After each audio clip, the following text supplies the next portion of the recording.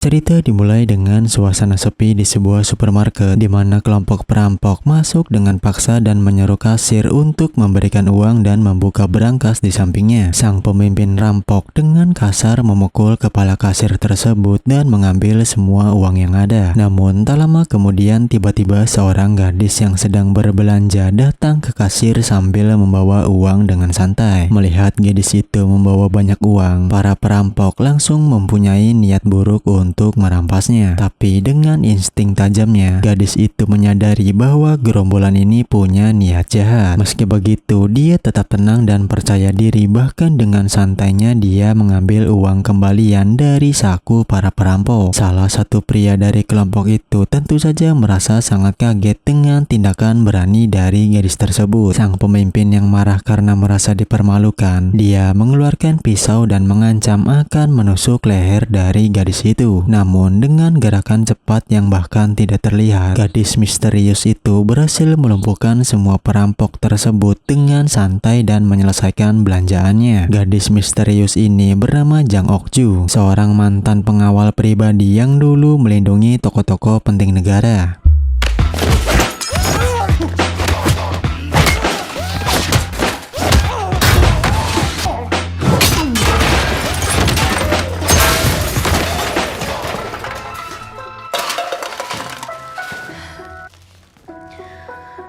Setelah insiden di supermarket, Ok-ju pulang ke rumahnya dan tiba-tiba menerima telepon dari sahabat dekatnya yang sudah lama tidak berhubungan dengannya. Sahabatnya itu bernama Choi Min-hee. Min-hee mengajak Ok-ju ke rumahnya untuk minum bersama karena mereka berdua memiliki sedikit teman sehingga mereka menganggap satu sama lain sebagai tempat curhat terdekat. Ok-ju dengan senang hati langsung pergi membeli minuman untuk ke rumah Min-hee karena minum bersama Min-hee adalah satu-satunya kegembiraan dalam hidup Ok-ju yang penuh tekanan. Namun ketika Ok-ju sampai, dia terkejut tidak menemukan jejak sahabatnya itu. Saat Ok-ju menelpon, dia mendengar suara handphone sahabatnya di dalam kamar mandi. Saat Ok-ju berjalan mendekat, ia terkejut karena menemukan Min-hee telah melakukan bunuh diri. Melihat sahabatnya itu sudah tidak bernyawa, tentu saja Ok-ju merasa sangat sakit sehingga dia tidak bisa menahan rasa amarahnya. Di antara peninggalan yang ditinggalkan oleh Min-hee, Ok-ju menemukan sepatu balet kesayangan Min-hee bersama secarik kertas yang sepertinya adalah pesan dari Min-hee. Secarik kertas itu dengan jelas tertulis, "Tolong balaskan dendamku," dan di bawahnya ada sebuah link dari website. Min-hee bukan hanya seorang sahabat, tapi dia juga adalah seorang penari balet yang sangat berbakat. Ok-ju dan Min-hee bertemu di sebuah toko roti. Saat itu Min-hee bekerja sebagai pramuniaga di toko roti tersebut. Pada hari itu, Ok-ju datang untuk membeli kue ulang tahun untuk dirinya sendiri. Melihat Ok-ju yang kesepian di hari ulang tahunnya, Min-hee memberanikan diri untuk mengajaknya berbincang bersama. Jadi Min-hee membawa Ok-ju ke sebuah kafe dan memberikan Ok-ju sebuah kue untuk merayakan ulang tahunnya bersama. Itu adalah pertama kalinya Ok-ju mendapatkan perhatian yang tulus seperti itu sehingga dia merasa sedikit malu, namun Min-hee tampak sangat nyaman dan mengobrol dengan sangat antusias. Min-hee membawa tawa dan warna cerah ke dalam hidup Ok-ju. Berkat itu, hubungan antara mereka berdua menjadi semakin dekat. 그럼 막 보디가드 킬러 이런 건가? 아니 그런 건 전혀 아니고 나 발레 발레리나야? Ketika Ok-ju mengingat kenangan indah itu, dia tidak bisa tidak menyalahkan dirinya sendiri karena tidak menjaga sahabat dekatnya dengan baik akhir-akhir ini. Ok-ju berpikir bahwa itulah yang menyebabkan tragedi ini. Min-hee jatuh ke dalam keputusasaan dan harus memilih untuk meninggalkan dunia selamanya. Tentu saja rasa sakit itu sangat membebani hatinya. Jadi Ok-ju memutuskan untuk kembali dan memasuki alamat website yang dia temukan di secarik kertas tadi. Ternyata link website itu adalah sebuah restoran sushi terkenal yang hanya menerima pesanan. Ok-ju mencoba memesan satu porsi makanan, tetapi setelah menunggu beberapa saat, dia tidak melihat respon dari pihak resto tersebut. Meski begitu, tidak lama kemudian, dia akhirnya menerima balasan. Itu memang restoran kelas atas karena kecap asin pun harus ditanyakan dengan sangat jelas. Ok-ju menjawab preferensinya dengan benar, tetapi jawabannya tampaknya rasanya tidak memuaskan restoran tersebut. Pada akhirnya pihak resto pun langsung memutuskan percakapan sehingga Ok-ju menyadari bahwa pertanyaan restoran itu adalah sebuah kode khusus.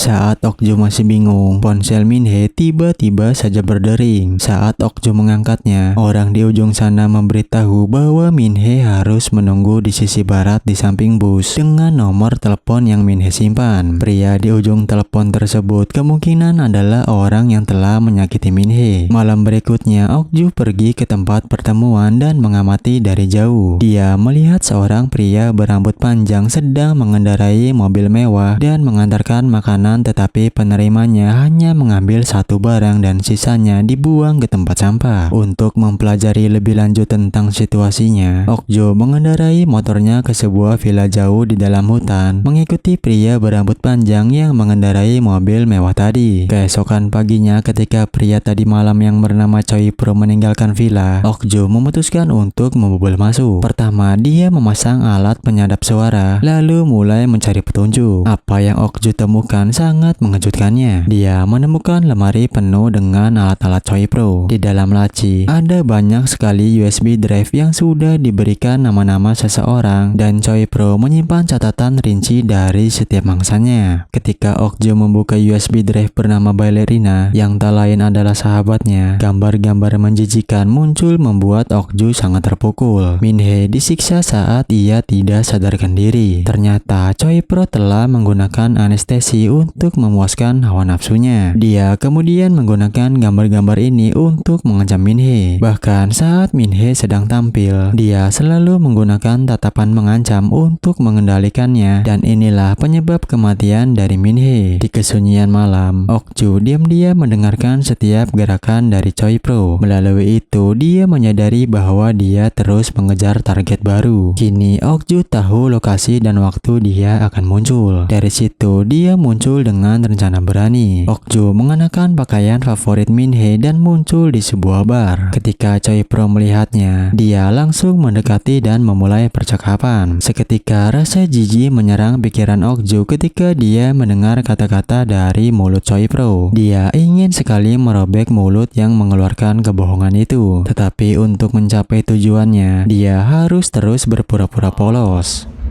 죄송합니다. 제가 아는 여자분하고 너무 닮아서. 저기요. 제가 술 한 잔 사도 될까요?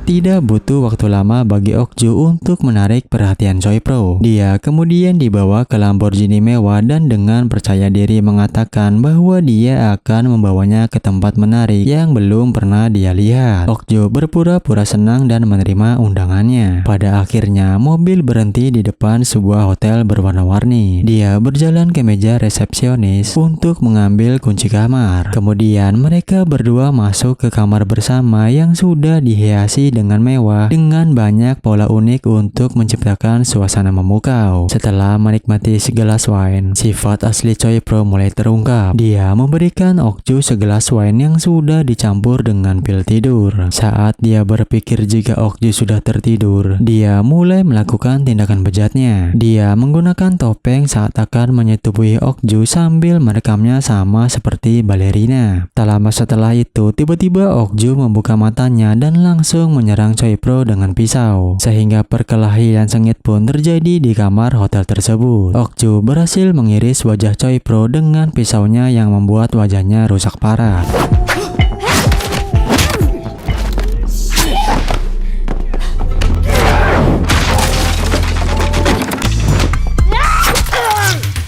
Namun sebelum Ok-ju bisa menghabisinya, staf hotel yang ternyata adalah anggota organisasi kriminal datang untuk menyerang Ok-ju. Ok-ju terpaksa kabur, namun di lorong dia bertemu dengan seorang siswi SMA yang juga menjadi korban dan ditahan di hotel tersebut sebagai budak seks. Siswi itu membuka pintu kamarnya dengan paksa, membuat salah satu pengejar Ok-ju tidak sengaja memotong kakinya sendiri dengan gergaji. Pada akhirnya, kedua gadis itu berhasil melarikan diri menggunakan Lamborghini milik Choi Pro.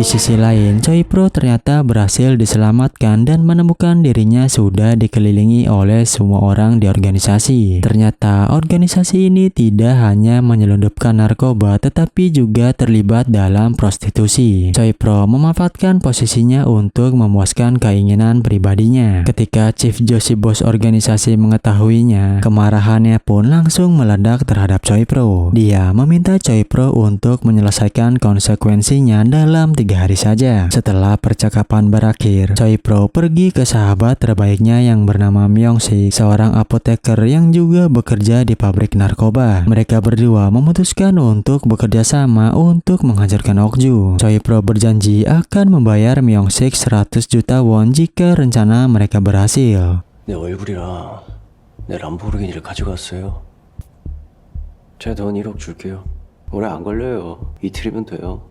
Di tempat lain, gadis yang baru saja lolos dari neraka menceritakan kisah tragisnya kepada Okju. Gadis-gadis yang tertipu ini semuanya dianggap sebagai budak. Organisasi ilegal menggunakan video kotor untuk mengancam gadis-gadis itu secara mental. Mereka mengubah gadis-gadis malang itu menjadi alat untuk menghasilkan uang bagi mereka. Ketika Okju mendengar ini, dia memikirkan sahabatnya yang sangat malang sehingga hatinya menjadi semakin marah. Dalam kemarahan, Okju memutuskan untuk menghancurkan organisasi ilegal ini. Untuk mewujudkan rencana ini, Okju pergi ke organisasi tempat dia dulu bekerja. Dia ingin mendapatkan dukungan dengan senjata. Setelah Okju dan gadis itu mencapai kesepakatan, mereka pergi bersama ke lokasi yang sudah diatur sebelumnya. Setelah beberapa saat menunggu, akhirnya sebuah truk terlihat perlahan mendekati mereka. Saat berhenti, seorang pria tua dan wanita tua keluar dari mobil untuk menemui mereka. Setelah menerima uangnya, pria tua membuka gudang senjata untuk Okju pilih. Namun ketika Okju melihat gudang senjata itu, dia merasa kecewa karena pistol-pistol itu terlihat seperti mainan dan terlalu tua. Bahkan salah satunya sudah macet karena tidak pernah diberi pelumas. Tentu hal ini membuat Okju merasa tertipu, tetapi pria tua menyarankannya bahwa tidak ada pistol yang tidak bisa ditembakkan terkecuali orang itu tidak tahu cara menggunakan senjata. Dia kemudian memperkenalkan Okju ke beberapa pistol untuk dia pilih. Selain itu, dia juga menekankan bahwa baginya semua pistolnya masih sangat bagus dan akan sangat berguna. Tak lama setelah itu, wanita tua menyarankan Okju untuk menggunakan alat lain, dan saat melihat nenek tua itu menggunakannya, Okju ternyata menyukai senjata itu dan akan membawanya.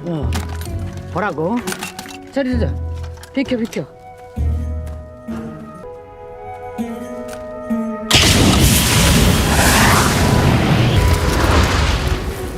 어때?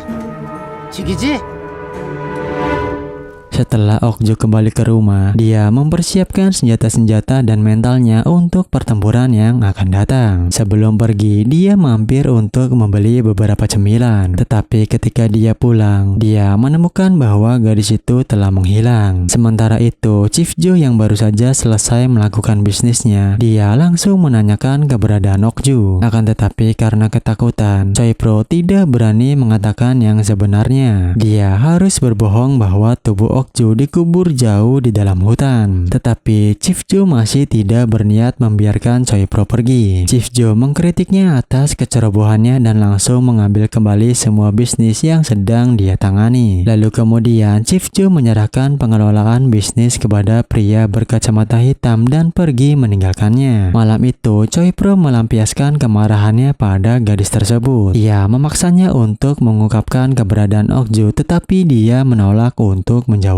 Akibatnya, Choi Pro akhirnya menggunakan cambuk untuk menyiksanya. Sementara itu di sisi lain, Okju yang juga sangat khawatir tentang gadis itu, dia dengan cepat mencari informasi tentang Choi Pro. Ia kemudian kembali ke hotel tempat dia menginap terakhir kali. Sesampainya di sana, Okju langsung memaksa resepsionis untuk memberikan informasi yang diperlukan dan membunuhnya saat informasinya itu sudah dia dapatkan. 딱 한 번만 물어볼게. 그 새끼 어딨어?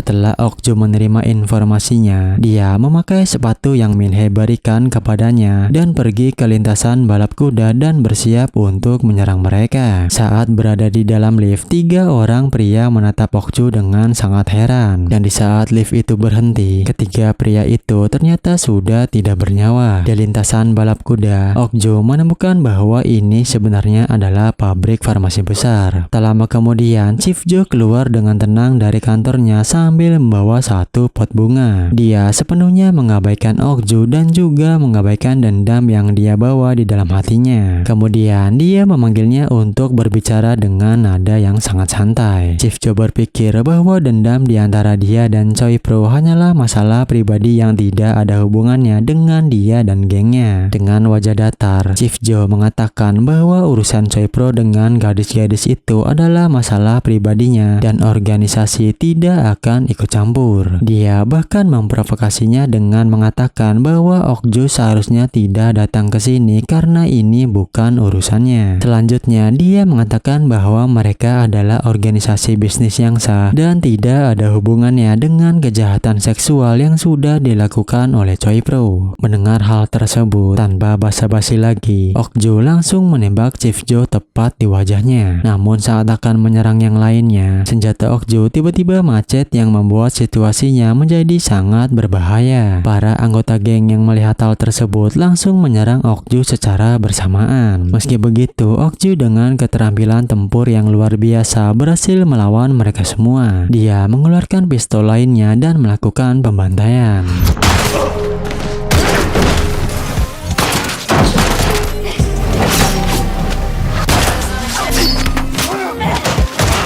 Satu persatu anggota geng tumbang dengan brutal. Darah memercik kemana-mana menciptakan pemandangan yang sangat mengerikan. Okju terus bergerak maju dengan satu tujuan di pikirannya, yaitu menemukan Choi Pro dan gadis yang dia culik. Dalam pertempuran sengit itu, Okju hampir kehabisan peluru, namun dia terus berjuang dengan sekuat tenaga. Okju menangkap salah satu anggota yang selamat untuk diinterogasi tentang keberadaan Choi Pro. Namun dikarenakan pria itu tidak mau diajak bekerja sama, Okju pun terpaksa menghabisi dia dengan cara yang paling kejam. 이제 좀 말해줄 수 있겠어?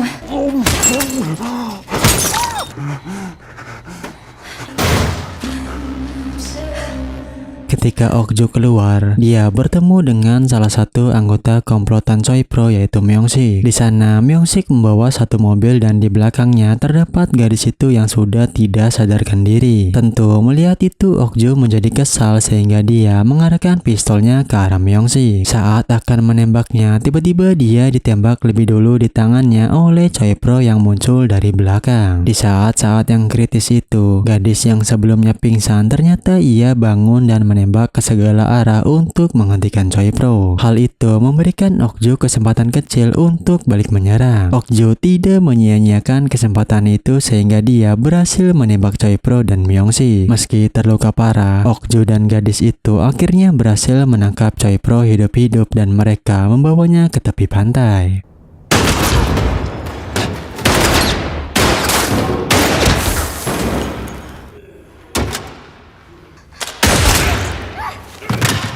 Sesampainya di tepi pantai, Okju langsung memakai senjata yang dia beli untuk membunuh Choi Pro yang sudah terluka parah. Choi Pro memohon agar nyawanya diampuni sambil menangis. Akan tetapi Okju hanya bertanya dengan sarkastik apakah Choi Pro lupa bahwa dia adalah balerina yang dia rendahkan. Dengan tatapan dingin, Okju pun langsung menghabisi Choi Pro menggunakan senjatanya. Choi Pro terbakar hidup-hidup dan Okju hanya menatap dengan tatapan kosong menyaksikan pria yang telah menghancurkan sahabatnya sudah mendapatkan balasan yang setimpal. 나 만약에 나 이대로 그냥 죽이면 내가 지옥 가서 그녀한테 똑같은 짓 계속 할 거야. Setelah memastikan Choi Pro sudah meninggal dunia, Ok Joo pun pergi ke rumahnya dan mengambil semua video korban-korban lainnya. Dia ingin memastikan tidak ada gadis lain yang akan menderita seperti Min Hee. Ok Joo juga menemukan sebuah buku catatan yang berisi daftar lokasi dan waktu kejahatan Choi Pro beserta daftar predator lainnya. Film berakhir dengan memperlihatkan Ok Joo yang tersenyum lebar. Sesaat dia merasa lega karena dia sudah berhasil membalaskan dendam sahabatnya. Namun di sisi lain, dia juga khawatir jika akan ada Choi Pro lain di luar sana yang sedang memburu mangsanya, dan itulah ending dari film ini. Terima kasih sudah menonton dan jangan lupa saksikan konten selanjutnya.